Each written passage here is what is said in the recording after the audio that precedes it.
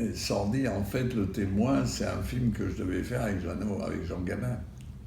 Alors Gabin était engagé et il avait essayé ses costumes et tout, et brusquement il a eu une crise et il est mort à l'hôpital américain. Alors il est mort exactement 3 jours avant le début du tournage.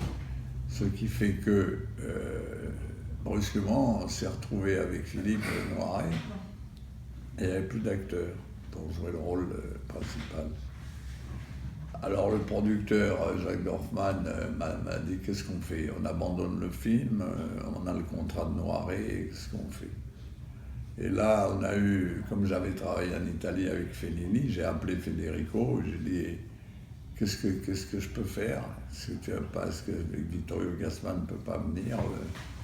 Et Vittorio n'était pas libre, il me dit pourquoi tu ne prends pas Sordi? Et je dis Sordi, moi je ne connais pas, moi Sordi. Et moi il dit mais moi je te le présente, Sordi, c'est mon copain, etc. Et voilà, il veut tourner en France. Et voilà, et on a eu Sordi, qui est formidable. Ah c'est génial. Non mais il est formidable lui. Alors lui l'avantage de Sordi, c'est que c'est un acteur. Il invente, si vous voulez, vous lui donnez une scène, il invente complètement. Tout ce qui est à côté, c'est un type qui ajoute beaucoup au film. Il ajoute, c'est-à-dire c'est pas un acteur. Alors, il était formidable. On a perdu Galabru récemment. C'était un autre genre. Mais... Galabru, j'ai fait 7 films avec lui.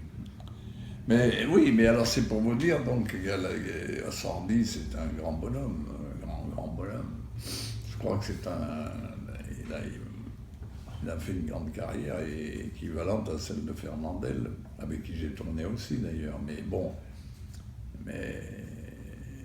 il a eu la chance, si vous voulez, à Sordi de participer en fait, comme il était unique en Italie, en France, si vous voulez, Fernandel a tourné, mais il avait des concurrents. Tandis qu'en Italie, il n'avait pas l'autre. Alors, ce qui fait qu'il... Et puis en plus, Fernandel tournait avec beaucoup de mauvais metteurs en scène. Fernand. Il a tourné avec des très mauvais metteurs en scène, Maurice Cam, des gens comme ça. Tandis qu'en Italie, le père Sordi, il a tourné qu'avec des cracks. Dino Risi, machin, truc, voyez, Fellini. Il a tourné qu'avec des grands. Et ce qui fait qu'il a fait que des grands films, finalement, parce qu'il a tourné qu'avec des grands metteurs en scène, tandis que Fernandel a tourné une série de conneries. Il ne regardait pas le metteur en scène, il s'en foutait chez Fernand. Moi, j'ai eu des problèmes avec lui quand j'ai tourné avec lui, parce que, en fait, il avait 2 défauts. Il voulait chaque fois être de face. Il ne voulait pas que quelqu'un d'autre soit de face. Donc quand il était avec un acteur dans une scène, il fallait que ce soit lui qui soit de face et pas l'autre. Il n'était jamais de dos. Et le deuxième truc, c'est qu'il se mêlait de la mise en scène. C'est-à-dire, le premier jour j'ai tourné avec lui, on arrive dans un décor et moi j'avais installé un travelling de là à là. Il rentre et dit ah ben non, il ne faut pas mettre le travelling là, il faut le mettre de là-bas. Ah, j'ai dit ben écoutez Fernand, si vous voulez faire la mise en scène, moi je vous laisse, et je suis sorti.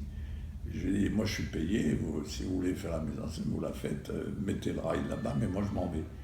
Alors, au bout d'un moment, il a fait venir l'assistant, il a dit monsieur Mocky revient, et puis il a tourné avec mon travelling à moi. Mais il était un peu dur, Fernand, parce que c'était un autre, tandis que Sordi, il écoutait les réalisateurs, parce qu'il avait affaire à des grands réalisateurs, donc il était très correct. Mais Fernand, non. Fernand, si, avec Autant Lara, il se tenait à carreau, mais autrement, avec les autres metteurs en scène, c'était lui qui faisait la mise en scène.